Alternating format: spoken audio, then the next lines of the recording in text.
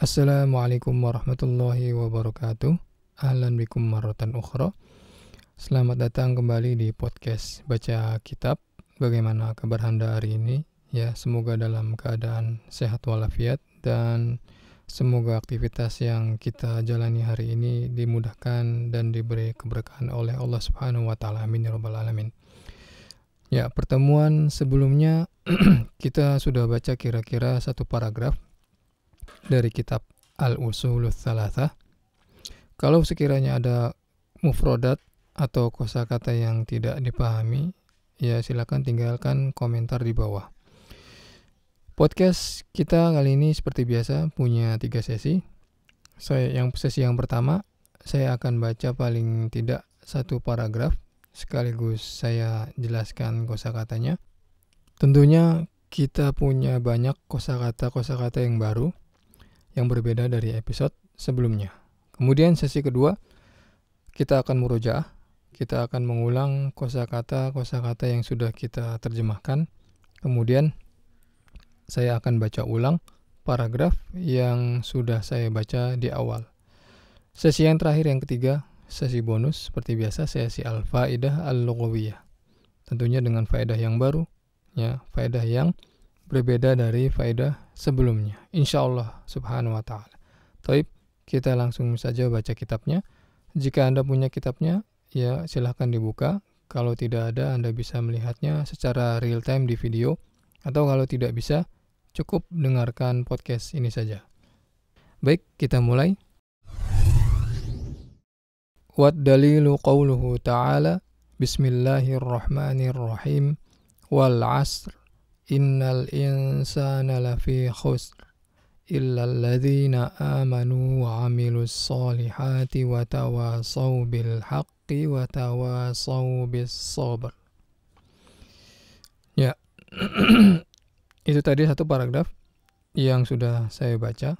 Ya, kebanyakan paragraf ini adalah ayat dari surat Al-Asr. Surat Al-Asr ya, termasuk surat yang pendek, hanya 3 ayat, dan sering dibaca oleh imam dalam sholat berjamaah, ya, dan barangkali kita sudah menghafalnya. Surat yang berada pada juz 30. Saya baca ulang dengan perlahan, mohon dengarkan dengan baik. Wat dalilu qawluhu ta'ala, bismillahirrahmanirrahim, wal 'asr innal insana lafi khusr illal ladzina amanu wa 'amilus solihati wa tawasaw bil haqqi wa tawasaw bis sabr. Taib. Seperti biasa, di awal pertemuan saya akan baca satu paragraf dengan cepat. Karena bacaan cepat akan membantu kita untuk mengasah skill komprehensif, skill pemahaman dari mendengar, atau yang biasa disebut juga dalam bahasa Inggris listening comprehension. Begitu. Ketika saya baca dengan cepat, maka otak Anda, ya, atau otak kita akan berusaha untuk memahami apa yang sedang didengar. Ya. Otomatis otak juga akan berusaha untuk mengeja, menerka apa yang sedang diucapkan oleh lawan bicara. Tentu saja ini juga membantu kita untuk mengingat-ingat, ya, memahami kosakata yang sudah pernah dipelajari atau yang sudah pernah dihafal, atau kosakata yang belum pernah dipelajari. Begitu. Baik. Penulis, ya, melanjutkan paragraf selanjutnya. Ya, wat dalilu artinya adalah dan dalilnya. Di pertemuan sebelumnya kita sudah belajar tentang huruf-huruf yang ditulis namun tidak boleh kita baca. Alif lam pada kata wat dalilu. Ya, wat dalilu. Kita ucapkan huruf dalnya dengan tasydid. Wat dalilu. Huruf alif lam di sini tidak boleh kita baca, walaupun tertulis. Ya, Tidak boleh kita baca wal dalilu. Wal dalilu. Ini kesalahannya. Jelas. Karena alif lam di sini termasuk alif lam syamsiyah. Alif lam syamsiyah. Ya perlu kita ketahui juga alif lam dalam bahasa Arab ya maksudnya ada huruf alif dan huruf lam bersambung, bergandengan. Dalam bahasa Arab maksudnya adalah dua huruf yang selalu berada di awal kata benda. Seperti sering kita dengar al-masjidu. Ada huruf sebelumnya diawali alif lam. Al-masjidu. Kemudian contoh lain al-kitabu. Sebelumnya diawali huruf alif lam. Al-kitabu. Kemudian contoh lain asy-syamsu. Asy-syamsu. Ada huruf alif lam yang tidak kita ucapkan. Dan termasuk ciri tanda sebuah kata itu adalah kata benda ya, selalu diawali dengan huruf alif lam. Pasti. Karena alif lam merupakan kekhususan ya ciri tanda bahwa itu adalah kata benda. Jadi dimanapun kita dapati, kita baca ada alif lam, maka pasti itu adalah kata benda, pasti. Ya, baik kata benda secara hakiki maupun kata benda secara maknawi. Kemudian ya alif lam ciri tanda kata benda. Sedangkan kata kerja tidak boleh memakai huruf alif lam dalam bahasa Arab. Tidak boleh sama sekali. Misalnya yadribu. Al-yadribu, nggak boleh kita bilang al-yadribu. Yadribu artinya memukul. Kemudian kita tambahkan alif lam di depannya, al-yadribu. Maka ini nggak boleh. Ya. Tidak boleh, haram, karena alif lam hanya khusus bagi kata benda atau isim. Kemudian alif lam dalam bahasa Arab ya ada dua macam. Barangkali ada yang belum tahu, ya maka saya sebutkan. Contoh yang pertama atau macam yang pertama adalah alif lam syamsiyah. Kemudian alif lam yang kedua adalah alif lam qamariyah. Yang pertama alif lam syamsiyah. Alif lam syamsiyah adalah alif lam yang ditulis namun tidak boleh kita baca. Ya, kita sudah belajar, sudah pertemuan sebelumnya ada huruf-huruf yang ditulis namun tidak dibaca. Contohnya asy-syamsu. Asy-syamsu artinya matahari. Kemudian as-sikinu. Ya, ada alif dan lam. Sinnya kita baca dengan tasydid. As-sikinu artinya pisau. Kemudian ats-tsaubu artinya baju. Tha-nya kita baca dengan tasydid. Ats-tsaubu. Alif lamnya semuanya tidak kita baca. Tapi mereka semua ditulis. Dan seterusnya. Termasuk juga kata ini. Wad dalilu. Ya, ada huruf waw. Kemudian alif lam. Wad dalilu. Tidak kita baca wal dalilu. Begitu. Kemudian alif lam kedua adalah alif lam qamariyah. yakni alif lam yang ditulis dan harus tetap dibaca, wajib. Seperti al-kitabu. Al-kitabu ada alif lam. Al-qalamu. Al-qalam artinya pulpen, pena. Ya, ada alif lam di awalnya. Kemudian al-kursiyu. Al-kursi artinya kursi. Ada alif lam. Al-kursi. Ya. Saya ulangi, ya. Untuk supaya diingat, alif lam dalam bahasa Arab ada dua macam. Yang pertama alif lam syamsiyah. Contohnya adalah asy-syamsu, as-sikinu, pisau, ya, ats-tsaubu, baju, dan seterusnya.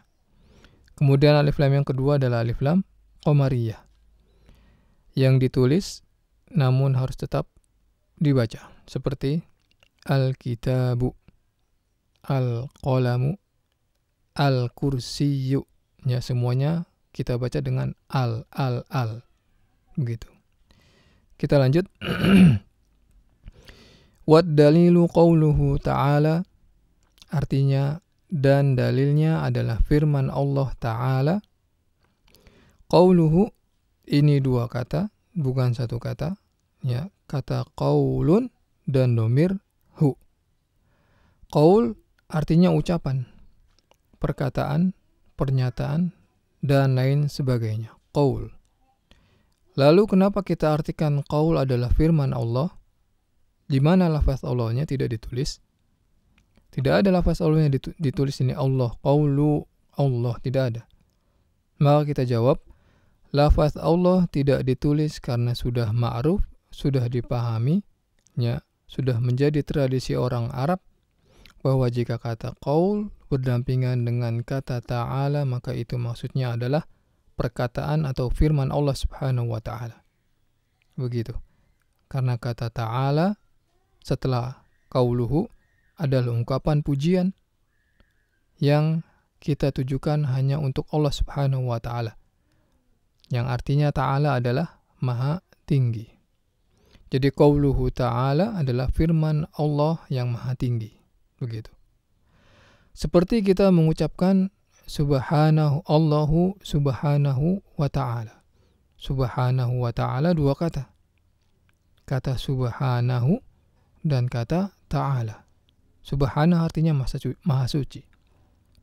Dan ta'ala artinya maha tinggi.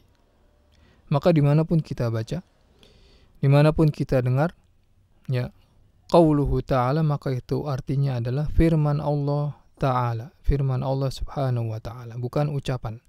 Sebagai bentuk penghormatan, pemuliaan, pengagungan kepada Allah Subhanahu wa Ta'ala. Kita tidak bilang itu adalah ucapan Allah, itu adalah perkataan Allah, tidak. Tapi sebagai pengagungan, penghormatan pada Allah Rabbul Alamin, kita ucapkan, kita terjemahkan dengan firman. Begitu, kita lanjut. Wad dalilu qauluhu ta'ala bismillahirrahmanirrahim. Dan dalilnya adalah firman Allah Ta'ala bismillahirrahmanirrahim. Bismillahirrahmanirrahim kita sudah paham artinya, ya, sudah sering kita baca setiap sholat dan setiap membaca Al-Quran. Kemudian penulis membawakan surat Al-Asr. Wal asri innal insana lafi khusrin illal ladzina amanu wa amilus solihat wa tawasaw bil haqqi wa tawasaw bis sabr. Wal asr artinya adalah demi masa. Diawali dengan huruf waw. Wal asr. Wal asr. Ini alif lam qamariyah. Ya, harus kita baca wal, bukan kita baca wa asr. Ya, tidak. Alif lam qamariyah, alif lam yang harus dibaca, ditulis dan tetap harus dibaca. Huruf waw di sini adalah waw qasam. Waw untuk bersumpah, bukan waw atof. Ya, waw atof nanti kita barangkali bisa jelaskan di sesi nahwu. Waw qasam digunakan untuk bersumpah. Yani waw yang digunakan untuk bersumpah. Setelahnya harokatnya, ya, pasti kasroh. Seperti wal asri, ri. Bukan kita baca wal asru. Ya. Kalau wal asru jelas itu bukan waw qasam, bukan waw untuk bersumpah. Ya, karena harokatnya bukan kasroh. Kalau waw qasam, waw untuk bersumpah, harokatnya wajib kasroh. Wal asri. Contoh lain, wallahi, demi Allah, gitu. Kemudian Allah juga sering bersumpah wasyamsi. Si bukan su. Wasyamsi demi matahari. Kata Allah bersumpah dalam surat Asy-Syams. Ayat kedua, innal insana lafi khusr. Inna artinya sesungguhnya, sebenarnya. Sama, ya. Al-insan kita tahu artinya insan, manusia. Kemudian lafi artinya benar-benar berada. Sungguh benar-benar berada. Lafi ini dua kata atau dua huruf, ya. Huruf lam dan huruf fi. Huruf lam sebelum huruf fi adalah huruf penegasan. Biasanya bergandengan dengan huruf inna. Sebelumnya ada inna. Ya, setelahnya ada lam, lafi. Lamnya sebagai penegasan. Ya. Sedangkan fi artinya adalah di, pada, berada, dan seterusnya. Begitu. Maka jika lafi kita terjemahkan artinya adalah benar-benar berada. Lafi. Contoh lain misalnya, Ahmadu lafi al-ghurfah. Ahmad itu benar-benar berada dalam ghurfah, dalam kamar. Begitu. Kemudian lafi khusr. Khusr artinya adalah kerugian. Ya, khusrun artinya kerugian. Kemasukan huruf jar, jadinya khusrin. Begitu. Kemudian ayat ketiga, illal ladzina amanu. Artinya illa artinya kecuali, melainkan, selain, dan seterusnya. Illal ladzina amanu. Alladzina artinya orang-orang, mereka, ya. Bisa juga kita artikan secara harfiah, yakni artinya yang sebagai kata penghubung. Ya.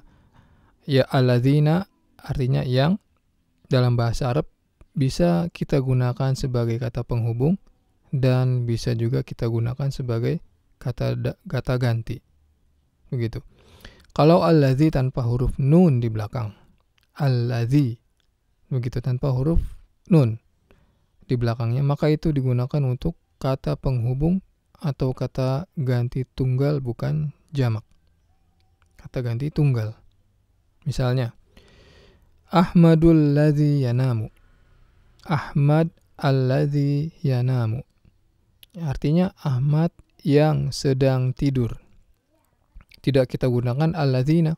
Tidak kita baca Ahmadul ladzi atau Ahmad alladzina yanam. Tidak. Karena Ahmad tunggal satu orang. Sehingga kita pakai kata alladzi. Dan kata setelahnya juga harus tunggal. Yakni yanamu, kata kerjanya yanamu tunggal. Yanamu, dia sedang tidur. Kemudian kalau alladzina dengan huruf nun di belakangnya, seperti dalam surat Al-Asr ini, ya, di belakangnya ada huruf nun, alladzina, maka ini digunakan untuk kata penghubung atau kata ganti jamak atau plural.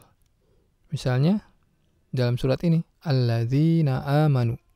Alladzina amanu, amanu kata kerja lampau, ya, artinya orang-orang yang banyak beriman, begitu. Kemudian contoh lain, at-tullabul ladzina yanamun. At-tullab alladzina yanamun, para siswa yang sedang tidur. Kata at-tullab adalah jamak, artinya siswa-siswa, para siswa. Sehingga kita memakai kata alladzina. Alladzina, bukan alladzi, tapi alladzina. Dan kata setelahnya adalah kata kerja yanamun. Kata kerja jamak, yanamun, ya, untuk jamak. Kemudian alladzina amanu. Artinya adalah orang-orang yang telah beriman. Karena kata amanu adalah kata kerja lampau atau fi'lu madin, fi'lu madi. Berasal dari kata amana, fi'il madinya, fi'il mudhari'nya yu'minu. Huruf waw pada kata amanu, ya, amanu kita baca 2 harokat, ya, karena ada huruf waw di situ. Itu adalah waw fa'il. Waw fa'il untuk menunjukkan, untuk menjelaskan bahwa kata kerja ini pelakunya adalah orang banyak. Ya, kata kerja dalam bahasa Arab wajib ada, harus fa'ilnya, pelakunya siapa. Doroba, memukul, siapa yang memukul? Harus ada fa'ilnya. Gitu. Yani kata amanu artinya orang-orang yang telah beriman. Pelakunya adalah orang-orang banyak yang telah beriman. Ya, Orang-orang dalam bahasa Indonesia bentuk plural, bentuk jamak dari kata orang. Ya, dalam bahasa Indonesia ketika kita ingin mengungkapkan sesuatu maka kita tinggal ulang kata tersebut 2 kali. Orang menjadi orang-orang, buku menjadi buku-buku, kemudian pena menjadi pena-pena, ya, untuk menjelaskan bahwa kata tersebut jumlahnya banyak. Begitu. Kemudian wa'amilus sholihat.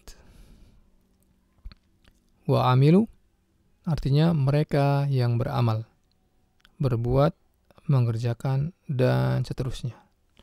Wa'amilu juga kata kerja lampau. Ya, kata kerja lampau yakni fi'il madhi dari kata kerja amila ya'malu. Kata kerja lampau amila, fi'il mudhari'nya ya'malu.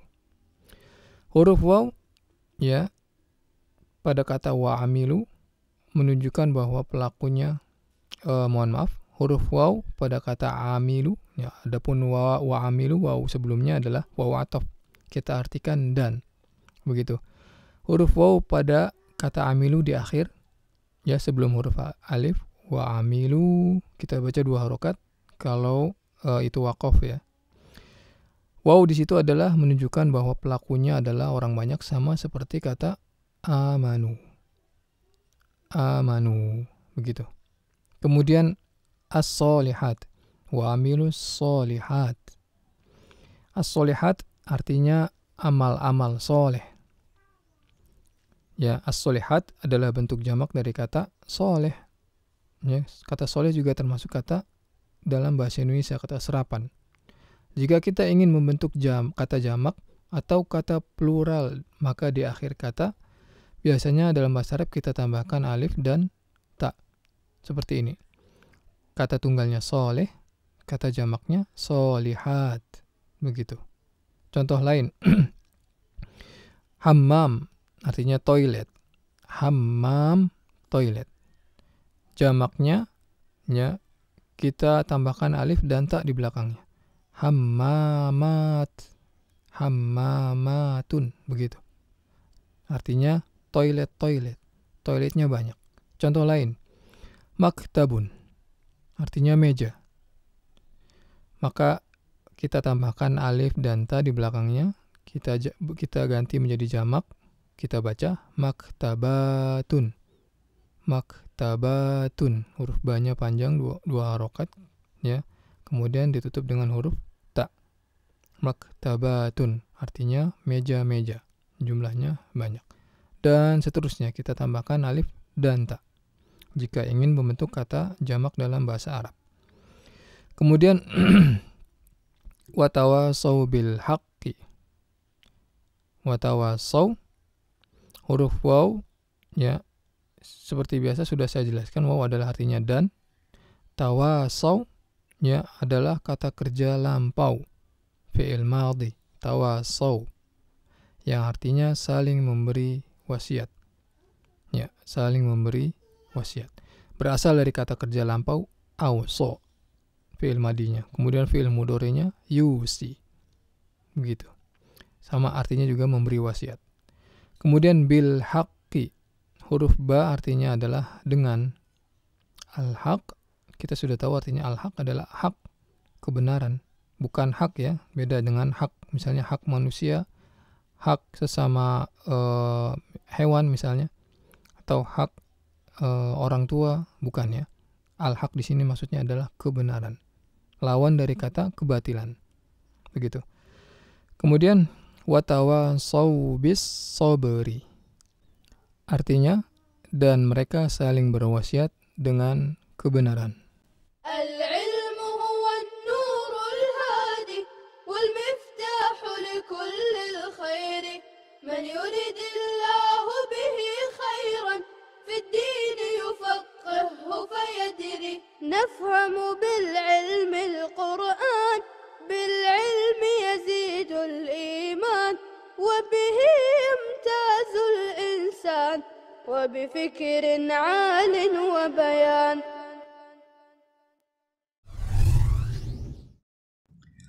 Taib, itu dia satu paragraf sudah kita baca. Insya Allah kosakatanya gampang-gampang ya. dan mudah untuk kita hafal. Kemudian kita murojaah kosakata yang sudah tadi kita baca. Mufradat ad-dalil artinya dalil, qauluhu ta'ala artinya firman Allah Ta'ala, Bismillahirrahmanirrahim, ini kita tahu artinya.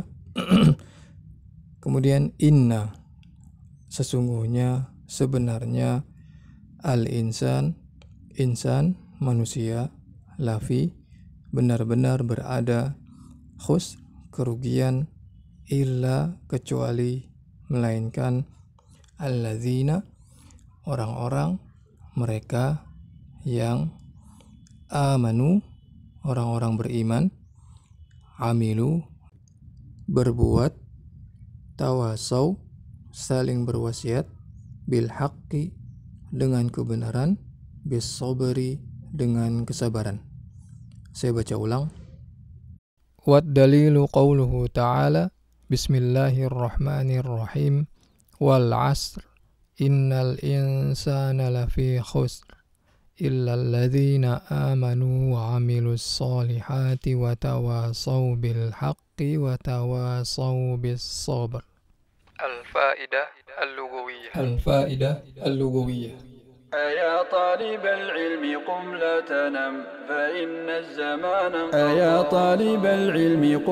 تنم فإن الزمان انقضى وانصرم فكن Huruf-huruf hijaiyah dalam bahasa Arab ada dua macam. Yang pertama huruful mabna, huruf pondasi, dan yang kedua huruful ma'na, huruf makna. Huruf mabna adalah huruf-huruf yang menjadi pondasi sebuah kata, baik itu kata kerja maupun kata benda. Yang jika hilang satu huruf ini, maka sebuah kata tidak bisa kita pahami artinya. Misalnya kata Alkitab, jika kita hilangkan huruf ba, maka menjadi Alkita yang tidak memiliki arti. Yang kedua huruful ma'na, huruf yang hanya sebagai huruf tambahan pada sebuah kata. Jika kita hilangkan huruf makna ini, maka kata tersebut tetap memiliki arti. Misalnya kata Alkitab, jika kita hilangkan huruf alif dan lam, menjadi kitabun yang tetap memiliki arti.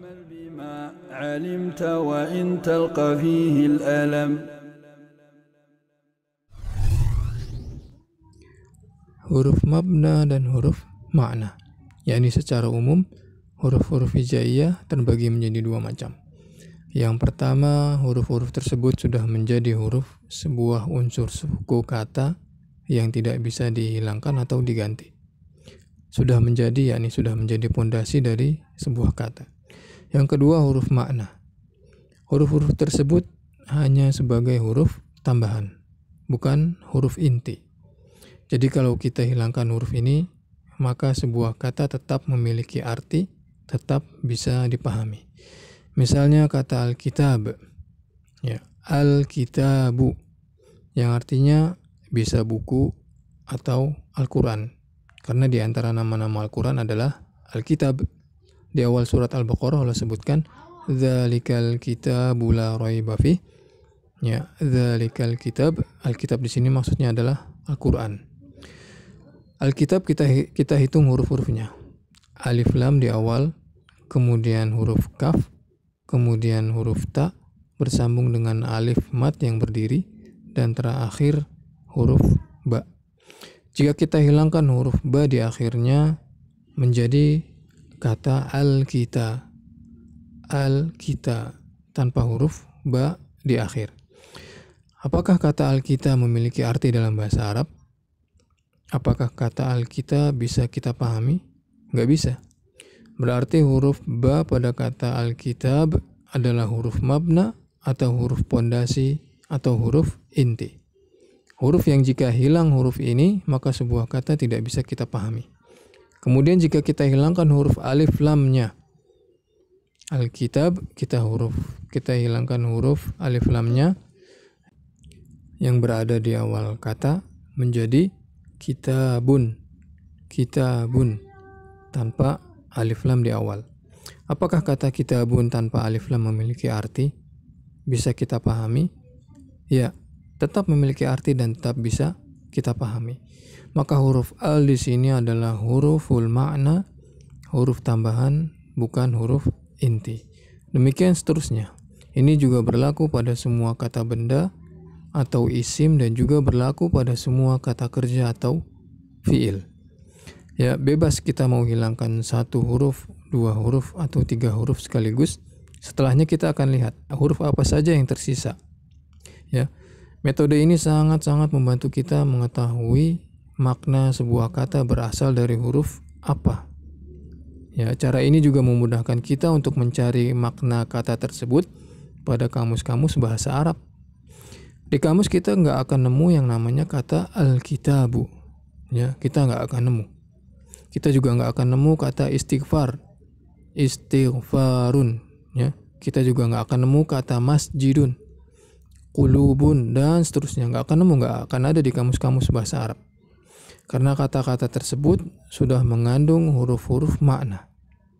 Jika kita ingin mengetahui makna sebuah kata, maka dalam bahasa Arab kita harus hilangkan huruf-huruf makna ini. Nanti kita akan ketemu makna kata tersebut dari kata turunannya. Oh, ternyata kata Alkitab berasal dari kata katabah, kaf, ta, dan ba. Oh, ternyata kata istighfar berasal dari kata ghafaro. Ya. Begitu juga masjidun ternyata berasal dari kata sajada. Dan seterusnya berlaku pada semua kata benda dan semua kata kerja dalam bahasa Arab secara umum. Begitulah penjelasan huruf mabna dan huruf makna. Sebagai penutup, Anda bisa mendownload transkrip dari episode podcast ini. Sudah saya buatkan transkripnya dari awal sampai akhir. Barangkali Anda membutuhkan, bisa silakan di-download ya. Demikian, saya Abu Anisa Purba. Kesalahan dan kekhilafan datangnya dari diri saya pribadi. Kebenaran dan kesempurnaan hanya milik Allah Subhanahu wa Ta'ala. Kita bertemu lagi pada episode selanjutnya. Ila liqa. ضنينا به فظنك بالوقت عين الكرم وكن حلس درسك وافرح به تكن قائدا في غد للأمم